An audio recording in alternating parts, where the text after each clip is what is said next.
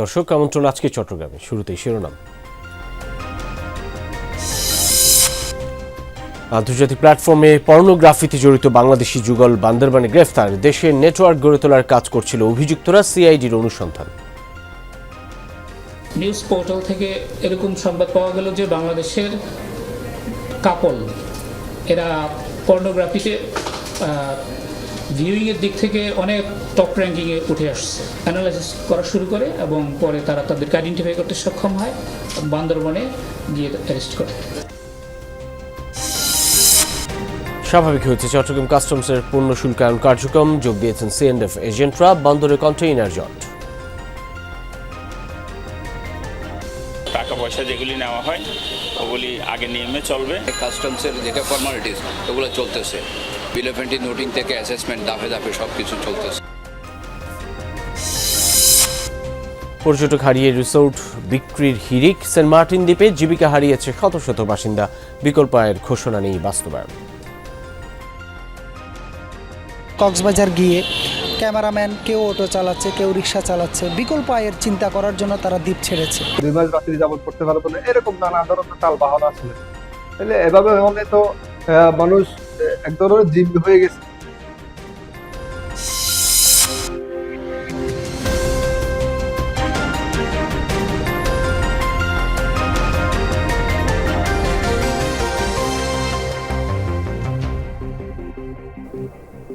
শিরোনাম দেখছিলেন, আপনাদের সাথে আছি আমি সাইফুদ্দিন রবিন। যাচ্ছি পুরো খবরে। পুলিশের চোখ ফাঁকি দিয়ে মাত্র 1 বছরে শতাধিক পর্ন ভিডিও তৈরি করা আলোচিত 2 পর্ন তারকাকে গ্রেফতার করেছে সিআইডি। আন্তর্জাতিক পর্ন সাইটে এসব যৌনতার ভিডিও দিয়ে কোটি কোটি টাকা কামিয়েছেন এই দম্পতি। সংবাদ সম্মেলনে সিআইডি জানায়, তাদের সাথে পর্ন ভিডিও তৈরি করা চক্রে বাংলাদেশি আরও তরুণ তরুণী যুক্ত আছেন। বাংলাদেশের পর্নোগ্রাফির নিয়ন্ত্রণ আইন 2012 অনুযায়ী পর্নোগ্রাফি উৎপাদন ও বিতরণ একটি ফৌজদারি অপরাধ। আর এই অপরাধে আন্তর্জাতিক পর্ন ইন্ডাস্ট্রিতে অন্যতম শীর্ষস্থানে থাকা আলোচিত যুগলকে গ্রেফতার করেছে সিআইডি। সোমবার ভোরে বান্দরবান জেলার হাজিপাড়ার বালাঘাটা এলাকা থেকে তাদেরকে গ্রেফতার করে। গ্রেফতারকৃতরা হলেন আজিম ও বৃষ্টি। তারা নিজেদের স্বামী স্ত্রী পরিচয় দেন। এ সময় তাদের কাছ থেকে বেশ কয়েকটি মোবাইল সিম কার্ড, ক্যামেরা সহ পর্ন ভিডিও তৈরির বিভিন্ন সরঞ্জামাদি জব্দ করা হয়। অ্যারেস্ট এবং আইনি প্রক্রিয়ার ভিতরে যে তারা ঢুকলো, এটাই হচ্ছে অন্যদের জন্য একটা message. It has some communicative message. অন্য যাদেরকে উদ্বুদ্ধ করা হয়েছে তাদের অনেক কিছুটা ইনফরমেশন আমাদের কাছে আছে। তদন্তের স্বার্থে এখন আমরা সেটা ডিসক্লোজ করছি না। তাদের সাথে আরও এনহ্যান্সড ইন্টারোগেশনের পরে ইন ডিটেলস যখন আমরা জানবো, দেন পরবর্তীতে তাদেরকে যারা যারা অপরাধের সাথে সম্পৃক্ত আছে বলে মনে হবে আমাদের কাছে, তাদেরকে আইনের আওতায় নিয়ে আসা হবে। একদিন কর্মবিরতির পর চট্টগ্রাম কাস্টম হাউসে স্বাভাবিক হয়েছে পণ্য শুল্কায়ন কার্যক্রম। কাজে যোগ দিয়েছেন সিএন্ডএফ এজেন্টরা। তবে আগের দিন তাদের কর্মবিরতি এবং 2 দিন পণ্য পরিবহন বন্ধ থাকায় বন্দরের সৃষ্টি হয়েছে পণ্য বোঝাই কন্টেইনার জট। বন্দরের সেবা খাতে অতিরিক্ত ট্যারিফ আরোপের কারণেই এই পরিস্থিতির সৃষ্টি, বলছেন ব্যবসায়ী নেতারা। সংকট সমাধান না হলে আরও কঠোর কর্মসূচির হুঁশিয়ারি দেন তারা। আগের দিন রোববার থেকে প্রতিদিন 4 ঘন্টা করে কর্মবিরতির ঘোষণা দিলেও একদিন কর্মসূচি পালনের পর সোমবার প্রত্যাহার করেন সিএন্ডএফ এজেন্টরা। স্বাভাবিক হয় আমদানি রপ্তানি পণ্যের শুল্কায়ন কার্যক্রম। জমে থাকা পণ্য দ্রুত খালাসে তারা দেখা যায় সবার মধ্যে। বন্দর ইউজারে যে বিভিন্ন গেট পাস, বিভিন্ন টাকা পয়সা যেগুলি নেওয়া হয় ওগুলি আগে নিয়মে চলবে। কাস্টমসের যেটা ফর্মালিটিস ওগুলো চলতেছে, বিল অফ এন্ট্রি নোটিং থেকে অ্যাসেসমেন্ট ধাপে ধাপে সব কিছু চলতেছে। বন্দরে যে ছিল এগুলো মনে করেন আমাদের কার্যক্রম সব মানিয়ে নিয়েছে, হয়তো আমরা ডেলিভারি এগুলো চলতেছে আর কি। এর আগে 2 দিন আমদানি পণ্য পরিবহন বন্ধ রাখার পর রোববার ধর্মঘট প্রত্যাহার করে কাজে যোগ দেন ট্রেইলার ও কাভার্ড ভ্যান চালক শ্রমিকরা। এসব কর্মসূচির কারণে বন্দরে সৃষ্টি হয় পণ্য বোঝাই কন্টেইনারের জট, যা ছাড়াতে সময় লাগবে কয়েকদিন। যারা ট্যারিফ কোনোভাবেই কনসিডার করবে না বলেছেন, তারা 4 ঘন্টার কর্মবিরতিতেই অনেকটা সাফল্য আমাদের এসেছে। আমার মনে হয় এটা গৌণ হয়ে গেছে। এটার বাকি ব্যবস্থাপনা আমরা সরকারের কাছ থেকে আশা করছি।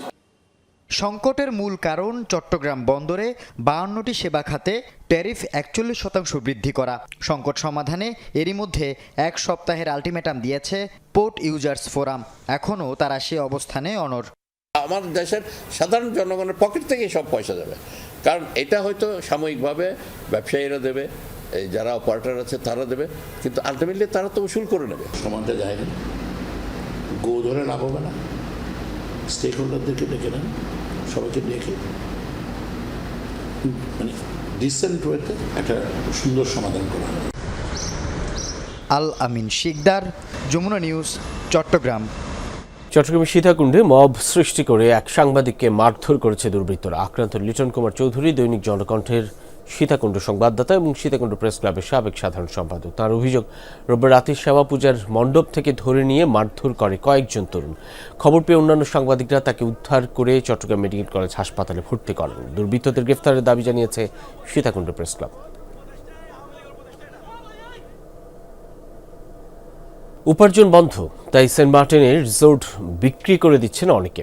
পর্যটক আগমন সীমিত করার প্রভাব পড়েছে দ্বীপটির মানুষের জীবন আর জীবিকায়। চলছে না সংসার। বিকল্প আয়ের ব্যবস্থা করার ঘোষণা বাস্তবায়ন না হওয়ায় সংকটে পড়েছেন তারা। এই অবস্থায় আসন্ন মৌসুমে পর্যটক আগমনে অনুমতির আশায় আছেন ব্যবসায়ীরা। কক্সবাজার থেকে সহকর্মী এহসান আল কুতুবির পাঠানো রিপোর্টে বিস্তারিত। যে সেন্ট মার্টিন ভ্রমণ পিপাসুদের ভ্রমণের তৃষ্ণা মেটায়, সে সেন্ট মার্টিনের বাসিন্দারাই এখন অভাব অনটনে ছাড়তে চাইছে দ্বীপ। গত বছর থেকে সেন্ট মার্টিনে পর্যটক আগমন সীমিত করায় আয় উপার্জনের রিসোর্ট এখন তাদের গলার কাটা। তাই তো অর্থ কষ্টে রিসোর্টের পাশাপাশি শেষ সম্বল ভিটেমাটিও বিক্রি করে দিচ্ছেন এই দ্বীপের বাসিন্দারা। আমার বাচ্চাদেরকে লেখাপড়ার স্বার্থে এবং আমাকে বাঁচার স্বার্থে, সাংসারিক জীবনটা মোটামুটি বাঁচার স্বার্থে আমাদেরকে এটা বাধ্য হয়ে করতে হয়েছে। এখানে আমার যাই আছে তাই বিক্রি করে বাইরে গিয়ে ব্যবসা বাণিজ্য হলে তো করা যাবে, এখানে বসে থাকলে তো কোনো কিছু করা যাবে না। সেন্ট মার্টিনের বেশিরভাগ বাসিন্দাদের জীবন জীবিকা পর্যটন নির্ভর। দ্বীপের পরিবেশ প্রতিবেশ রক্ষায় সরকার পর্যটক আগমন সীমিত করায় সংকটে পড়েন সবাই। কেউ রিসোর্ট, কেউ স্বর্ণ বিক্রি করে সংসার চালাচ্ছেন। অনেকে কাজের সন্ধানে দ্বীপ ছেড়েছেন। অর্থনৈতিক ও মানবিক সংকটে দ্বীপবাসীর জন্য বিকল্প আয়ের ব্যবস্থা ঘোষণার বাস্তবায়ন হয়নি এক বছরেও। টেকনাফ কক্সবাজার গিয়ে ক্যামেরাম্যান কেউ অটো চালাচ্ছে, কেউ রিক্সা চালাচ্ছে। বিকল্প আয়ের চিন্তা করার জন্য তারা দ্বীপ ছেড়েছে। 8-9 ঘন্টা জার্নি করে এখানে পর্যটকরা আসবে। এসে যদি তারা একটি রাত থাকতে না পারে, এমনি হুট করে আবার যদি চলে যেতে হয়, তাহলে আধা ঘন্টা 1 ঘন্টার জন্য এরা এখানে আসবে না। দ্বীপের কিছু মানুষের জীবিকা মাছ ধরা, কিন্তু বৈরী আবহাওয়া সহ নানা কারণে তাও অনিয়মিত। কষ্টে আছেন তারাও। এবছর একটু বেশি খারাপ ছিল আবহাওয়াটা। তারপরে আবার 65 দিন একবার বন্ধ, 22 দিন আরেকবার বন্ধ। সেক্ষেত্রে ওটাতেও সেভাবে আশানুরূপ কোনো আয়ের উচ্চটা হয়নি। 2 মাস রাত্রি যাপন করতে পারবো না, এরকম নানা ধরনের তাল বাহানা চলে। তাহলে এভাবে হলে তো মানুষ এক ধরনের জিম্মি হয়ে গেছে। এই পরিস্থিতিতে আগামী নভেম্বর থেকে ফেব্রুয়ারি পর্যন্ত 4 মাস সেন্ট মার্টিনে পর্যটকদের রাত্রি যাপনের অনুমতির আশায় আছেন স্থানীয় পর্যটন ব্যবসায়ীরা। আমরা দ্বীপবাসীর পক্ষ থেকে অনুরোধ করব, বিষয়গুলো সুবিবেচনার সহিত এ দ্বীপের মানুষের রুজি রুটি ইনকামের যে পথ, এই পথগুলো সুগম করে দেবেন। সম্প্রতি ঢাকায় এক অনুষ্ঠানেও এ ব্যাপারে ইতিবাচক সিদ্ধান্তের আভাস দেন বন ও পরিবেশ উপদেষ্টা। সেন্ট মার্টিন কখনো বন্ধ না। যেই 4টা মাস সেন্ট মার্টিনে পর্যটন চলে, সেই 4টা মাসে আমরা কিছু নিয়ন্ত্রণ দিয়েছি পর্যটনের উপরে। আল আমিন শিকদার, যমুনা নিউজ। চট্টগ্রামের পতেঙ্গায় সাগর পাড়ে হাত ও পায়ের রক কেটে বিশ্ববিদ্যালয় পড়ুয়া শিক্ষার্থীকে হত্যা করেছে দুর্বৃত্তরা। রোববার রাতে বে টার্মিনাল এলাকা থেকে শামীম মাসুদ খান নামে ওই শিক্ষার্থীকে রক্তাক্ত অবস্থায় উদ্ধার করে পুলিশ। পরে হাসপাতালে নিয়ে গেলে মৃত ঘোষণা করেন চিকিৎসক। পরিবারের দাবি, আমেরিকান ইন্টারন্যাশনাল ইউনিভার্সিটি বাংলাদেশের কম্পিউটার সায়েন্স বিভাগের শিক্ষার্থী শামীমকে হালি শহরের বাসা থেকে মুঠোফোনে কে বা কারা ডেকে নিয়ে পরিকল্পিতভাবে হত্যা করেছে। এই ঘটনায় এখনও কাউকে গ্রেফতার করতে পারেনি পুলিশ।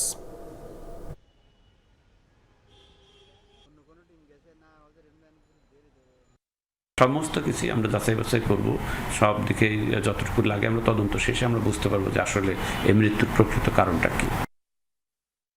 খাগড়াছড়ির মাটিরাঙ্গায় বিশেষ সেনা অভিযানে দেশীয় অস্ত্র গোলাবারুদ জব্দ করা হয়েছে। ভোররাতে দলধলিপাড়া এলাকা থেকে এসব উদ্ধার করা হয়। দুপুরে এক প্রেস বিজ্ঞপ্তিতে সেনাবাহিনী জানায়, গোপন তথ্যের ভিত্তিতে 18 field regiment artillery Matiranga zone গভীর রাতে অভিযানে যায়। সেনা উপস্থিতি টের পেয়ে অস্ত্রধারী সন্ত্রাসীরা পালিয়ে যায়। পরে দুটি বাড়ি ও আশপাশের এলাকা তল্লাশি করে একটি দেশীয় একনলা বন্দুক, 4 রাউন্ড কার্তুজ ও ওয়াকিটকি ও 5টি পাহাড়ি দা জব্দ করা হয়। পরে অস্ত্র গোলাবারুদ সহ অন্যান্য সরঞ্জাম মাটিরাঙ্গা থানায় হস্তান্তর করে সেনাবাহিনী। চট্টগ্রাম উত্তর জেলা যুবদলের সাবেক যুগ্ম সম্পাদক রোকন উদ্দিনের বহিষ্কারাদেশ প্রত্যাহারের দাবিতে মানববন্ধন করেছে স্বেচ্ছাসেবক দল এবং অন্যান্য অঙ্গ সংগঠনের নেতাকর্মীরা। সকালে সীতাকুণ্ডে অনুষ্ঠিত মানববন্ধনে তারা অভিযোগ করেন, জঙ্গল সলিমপুরের ঘটনায় তদন্তের আগেই বহিষ্কারাদেশে তৃণমূলের নেতাকর্মীরা ক্ষুব্ধ। ত্যাগী ও নির্যাতিতদের মূল্যায়ন করার জন্য কেন্দ্রের প্রতি আহ্বান জানান তারা। পাশাপাশি মিথ্যা মামলা প্রত্যাহারের দাবি জানান মানববন্ধনে অংশগ্রহণকারীরা। এ সময় উপজেলা বিএনপি এবং সলিমপুর ইউনিয়ন স্বেচ্ছাসেবক দলের নেতারা উপস্থিত ছিলেন। পার্বত্য চট্টগ্রামের সীমাবদ্ধতা, দারিদ্রতা, বেকারত্বের প্রকৃত তথ্য পরিসংখ্যান করে জাতির কাছে তুলে ধরার আহ্বান জানিয়েছেন রাঙ্গামাটি জেলা প্রশাসক মোহাম্মদ হাবিবুল্লাহ। দুপুরে বিশ্ব এবং জাতীয় পরিসংখ্যান দিবস উপলক্ষে আয়োজিত আলোচনা সভায় প্রধান অতিথি হিসেবে যোগ দেন জেলা প্রশাসক। বলেন, সুষম উন্নয়নের জন্য এইসব পরিসংখ্যান গুরুত্বপূর্ণ ভূমিকা রাখবে। এতে পলিসি মেকিং লেভেলে পার্বত্য চট্টগ্রামকে গুরুত্ব দেওয়া হবে। এর আগে সকালে quality statistics and data for everyone প্রতিপাদ্য দিবসটি পালন উপলক্ষে জেলা প্রশাসকের কার্যালয় থেকে একটি র্যালি বের করা হয়।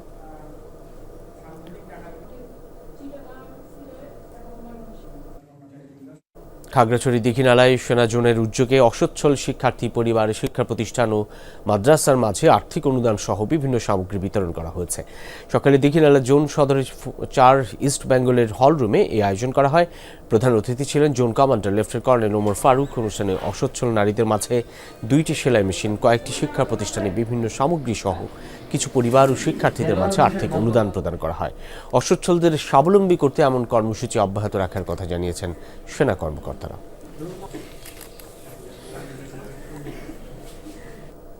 উৎসবমুখর পরিবেশে চট্টগ্রামের ফটিকছড়িতে অনুষ্ঠিত হয়েছে বৌদ্ধ ধর্মাবলম্বীদের অন্যতম ধর্মীয় উৎসব কঠিন চিবরদান।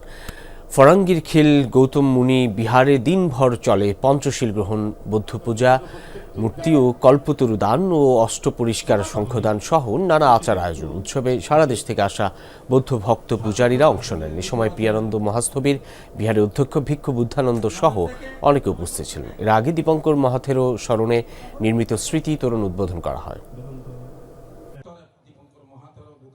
শিক্ষার মান উন্নয়নে করণীয় শীর্ষক মতবিনিময় সভা অনুষ্ঠিত হয়েছে চট্টগ্রামের আল হামিম ইনস্টিটিউট ও আননিসা একাডেমিতে। ইনস্টিটিউট মিলনায়তনে অনুষ্ঠিত সভায় বক্তারা বলেন, যুগোপযোগী শিক্ষা প্রদান এবং শিক্ষার্থীদের মধ্যে নৈতিকতা ও মানবিক মূল্যবোধ জাগ্রত করতে শিক্ষকদের দায়িত্ব অপরিসীম। এ ব্যাপারে সচেতন হওয়া এবং দক্ষতা বৃদ্ধির উপর জোর দেন তারা। সভায় প্রতিষ্ঠানের চেয়ারম্যান শাহ আলম, অধ্যক্ষ আরিফুল ইসলাম সহ অন্যান্য শিক্ষকরা উপস্থিত ছিলেন।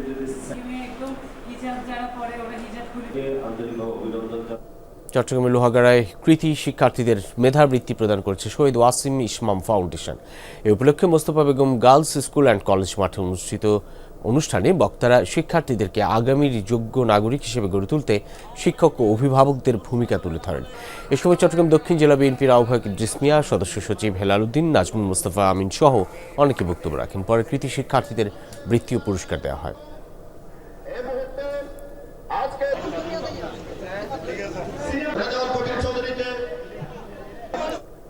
কক্সবাজার সমুদ্র সৈকতের সুগন্ধা পয়েন্টে ভাসমান দোকান উচ্ছেদের ঘোষণার প্রতিবাদে বিক্ষোভ ও মানববন্ধন করেছে ব্যবসায়ীরা। বিকেলে বৃহত্তর সুগন্ধা বীচ ব্যবসায়ী মালিক সমিতির উদ্যোগে এই মানববন্ধন হয়। এ সময় 2 শতাধিক ব্যবসায়ী অংশ নেন। তাদের অভিযোগ, যুগ যুগ ধরে সুগন্ধা পয়েন্টে নিরলসভাবে ব্যবসা করে আসছেন তারা, কিন্তু হঠাৎ জেলা প্রশাসনের উচ্ছেদের ঘোষণায় তারা আতঙ্কিত। এসব দোকানের উপর হাজারো পরিবার চলে। উচ্ছেদ করা হলে শত শত মানুষ বেকার হয়ে পড়বে, তাই উচ্ছেদ না করে স্থায়ী সমাধান করার দাবি জানান ব্যবসায়ী।